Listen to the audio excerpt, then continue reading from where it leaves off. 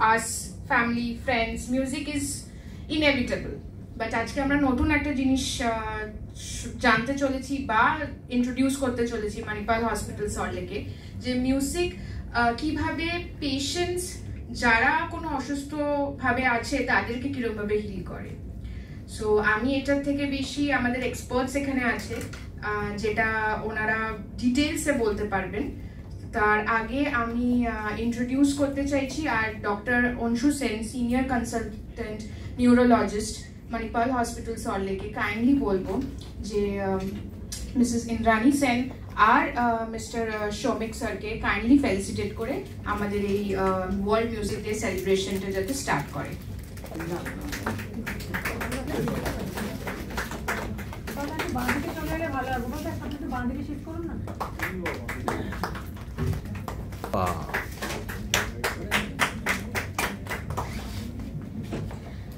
Doctor sir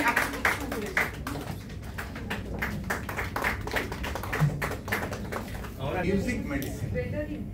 Dr. Dipankar Shakar is our senior consultant internal medicine and critical care.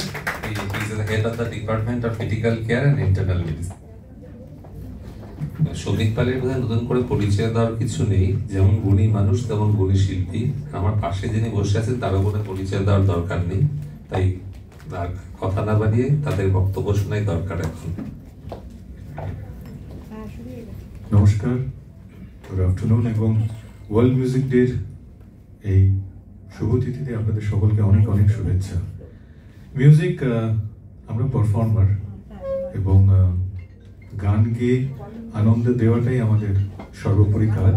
আমরা নিজে আনন্দ পাই এবং আমরা আনন্দ দেওয়ার চেষ্টা করি, কিন্তু মিউজিকের হিলিং পাওয়ারসও আছে মারাত্মক। সেটা আমরা যারা গাই তারা নিজেরাও বুঝতে পারি, তাই তো দিদি? মিউজিকের হিলিং পাওয়ারটা আমরা নিজেরাও বুঝতে পারি। যখন রবীন্দ্রনাথের গান শুনি বা নজরুল সঙ্গীত শুনি বা ওয়েস্টার্ন ক্লাসিক্যালস শুনি বা বাক, বিটোভেন সিম্ফনি যখন শুনি বা মোজার্ট, অ্যান্টোনিও ভিভালডি, ক্লাসিক্যাল ওয়াল সিম্ফনি, এগুলো যখন শুনি, আবার যখন হেমন্তবাবুর গান শুনি, মান্নাবাবুর গান শুনি, শ্রদ্ধা সলিল চৌধুরীর গান শুনি বা রফি সাহেব শুনি বা এস ডি বর্মনের কম্পোজিশন শুনি, মিউজিকের অ্যাকচুয়ালি কোনো ল্যাঙ্গুয়েজ নেই। Music has actually no language.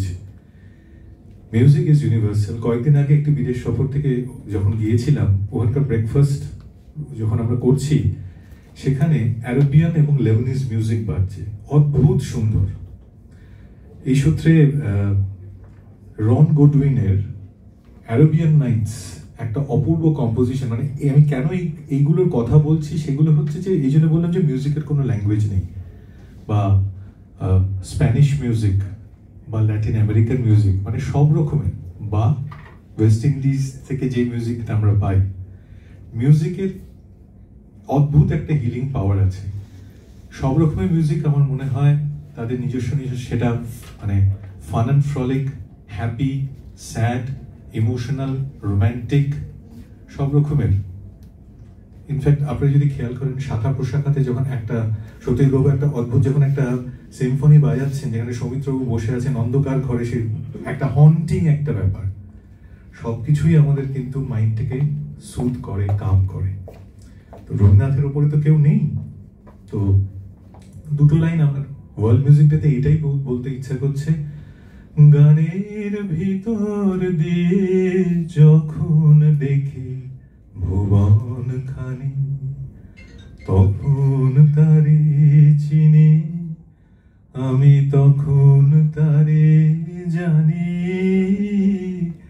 গানের ভিতর দিয়ে যখন দেখি ভুবন খানি, গান দিয়েই ভুবনের মধ্যেই সব হিলিং পাওয়ার্স। এবং music is the greatest natural gift which we can get from the universe. এবং সেটাই আমাদের কিন্তু এই ব্যাপারটা নিয়েই অংশুদা একটা এবং মণিপাল হসপিটালস একটা বিরাট কর্মকাণ্ড শুরু করতে চলেছেন। আমার আন্তরিক শুভেচ্ছা এবং শুভকামনা এই প্রজেক্টকে, এবং এই প্রজেক্ট এগিয়ে চলুক। শুধু পেশেন্টস নয়, আমরা সবাই উপকৃত হয়, কারণ মিউজিকের একটা আলটিমেট হিলিং পাওয়ার আছে। Thank you so much. শুভ অপরাহ্ন, এখনো 5টা বাজিনি। তো আপনাদের সকলকে অনেক অনেক অভিনন্দন, ধন্যবাদ, কৃতজ্ঞতা। আজকের এই বিশেষ দিনে, ওয়ার্ল্ড মিউজিক ডেতে আমাকে নিমন্ত্রণ করার এবং আমাকে এই ওয়ার্ল্ড মিউজিক ডে এই যে সেলিব্রেশন, তার মধ্যে আমাকে সামিল করার জন্য। শ্রমিক আমার আগে অপূর্ব কিছু কথা বলল, এরপরে আমার আর বলার কিছু নেই, সবটাই ও কভার করে দিয়েছে। আমি শুধু এটুকু বলবো যে যে মিউজিকটা আমরা মনোরঞ্জনের উপায় হিসেবে জানি, সেই মিউজিককে বেশ কিছু বছর ধরে ট্রিটমেন্টের উপায় হিসেবে বা রোগ সারানোর উপায় হিসেবে ব্যবহার করা হচ্ছে বিভিন্ন দেশে। আমাদের WHO-র রিসার্চ আমাদের জানায় যে আমাদের মতো ডেভেলপিং কান্ট্রি ইন্ডিয়াতে অসম্ভব মেন্টাল ইমব্যালেন্স বেড়ে গেছে। অর্থাৎ নানা ধরনের ডিপ্রেশন, স্কিজোফ্রেনিয়া, তারপরে আরও নানা রকম অসুবিধে, অটিজম।